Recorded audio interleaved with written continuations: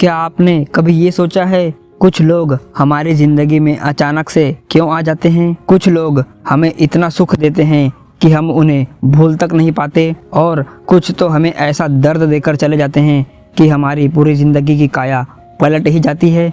क्या ये सब सिर्फ इत्तेफाक है या सच में ये कर्मों का हिसाब है?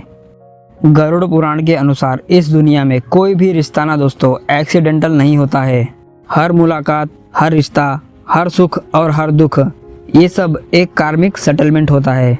दोस्तों आज की वीडियो में हम जानेंगे कार्मिक सेटलमेंट क्या होता है, लोग हमारे जीवन में क्यों आते हैं, शादी टूटना या फिर शादी न होना ये किस कर्म का परिणाम होता है और इससे बचने का रास्ता क्या है। इन चारों पॉइंट के बारे में दोस्तों हम इस वीडियो में पूरे अच्छे से जानने वाले हैं। इसीलिए दोस्तों इस वीडियो को अंत तक जरूर देखना, क्योंकि आखिरी बात आपकी सोच एकदम से बदल देगी। गरुड़ पुराण के अनुसार मनुष्य सिर्फ शरीर नहीं है, वह आत्मा है, और आत्मा कई जन्म लेती है। हर जन्म में जो भी कर्म हम करते हैं ना दोस्तों, वो एक ऊर्जा ऋण बनाते हैं, और दोस्तों इसे ही कहते हैं कर्म ऋण।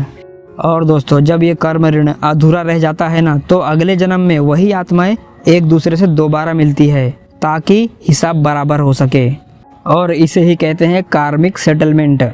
तो आइए दोस्तों इसे एक पावरफुल एग्जाम्पल से समझने की कोशिश करते हैं। मान लीजिए पिछले जन्म में आपने किसी को धोखा दिया, किसी का दिल तोड़ा या फिर किसी का हक छीना। फिर वही दर्द एक ऊर्जा बनकर ब्रह्मांड में दर्ज हो गया। अब इसी कर्म का सेटलमेंट करने के लिए वही आत्मा आपकी जिंदगी में वापस से आएगी, शायद दोस्त बनकर, शायद प्रेमी बनकर, या फिर शायद जीवन साथी बनकर आए, और फिर वही दर्द आपको वो आत्मा वापस से देगी। जब तक कि आप दोनों का हिसाब बराबर नहीं हो जाता तब तक वो रिश्ता खत्म नहीं होगा। लोग हमको सुख या फिर दुख क्यों देते हैं? अब दोस्तों हर किसी के मन में ये सवाल आता ही आता है कि लोग हमको सुख या फिर दुख क्यों देते हैं। अगर आपके भी मन में ये सवाल घूमता रहता है तो आइए दोस्तों जान लेते हैं इस पे गरुड़ पुराण क्या कहता है। गरुड़ पुराण कहता है कोई भी क्षण ऐसा नहीं है जिसमें कि मनुष्य कर्म ना करे।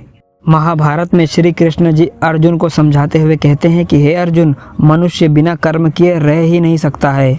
कर्म ना करना भी एक तरह का कर्म ही होता है। हर रिश्ता हमारे जीवन में इन 3 कारणों की वजह से ही आता है। पहला, ऋण चुकाने।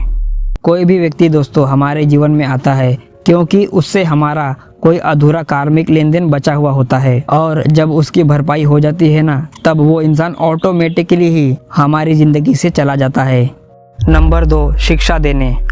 कुछ लोग दोस्तों हमारे जीवन में सिर्फ इसीलिए आते हैं ताकि वो हमको जीवन का कोई कठोर पाठ सिखा सके, और ये भी हमारे कर्मों के अनुसार ही डिसाइड होता है। अच्छा कर्म अच्छे इंसान को हमारी ज़िंदगी में भेजता है, और बुरे कर्म बुरे इंसान को हमारी ज़िंदगी में भेजता है। फिर उसी अनुसार हमारी बुद्धि और कर्म बनते हैं। नंबर 3, विकास के लिए। कुछ रिश्ते हमको ऊपर उठाने के लिए आते हैं, हमको इमोशनली और मेंटली मैच्योर बनाने के लिए आते हैं। इसीलिए दोस्तों हर दुख सजा नहीं होता, कभी कभी वो आत्मिक विकास भी होता है, जो कि उस समय हमें वो थोड़ा सा पेनफुल लगता है, लेकिन दोस्तों वही दुख हमें मजबूत बनाता है और ज़िंदगी में आगे बढ़ाता है। पॉइंट नंबर 3, शादी न होना या फिर शादी बीच में ही टूट जाना। ये किस कारण की वजह से होता है? अब दोस्तों सबसे सेंसिटिव सवाल के बारे में बात करते हैं, जिसके बारे में जानने की इच्छा हर कोई रखता है।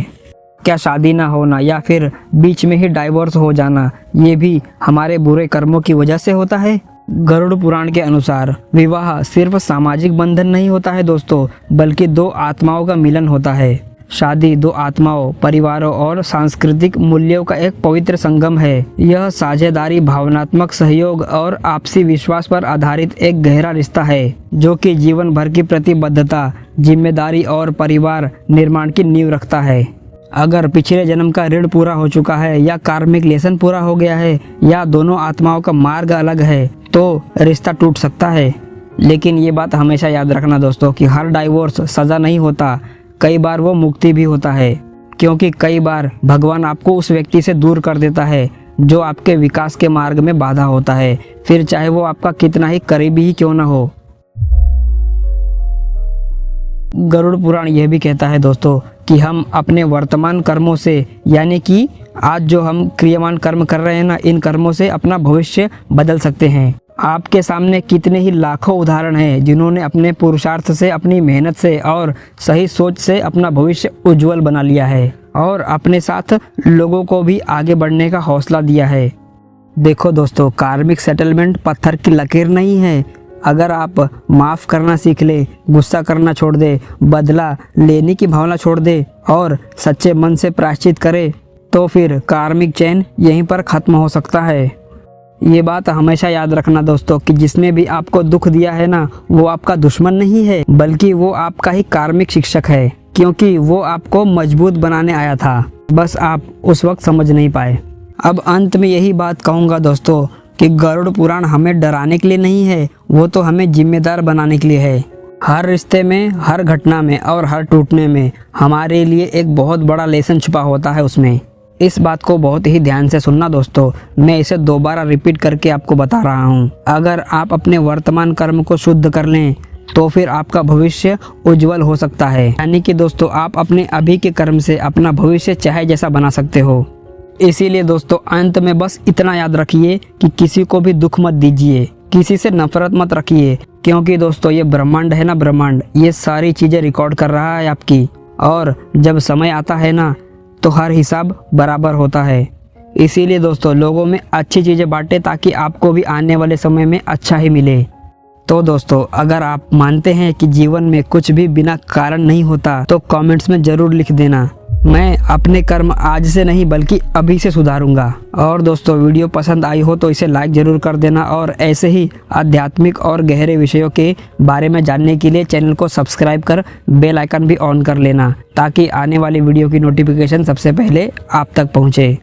जय श्री राम।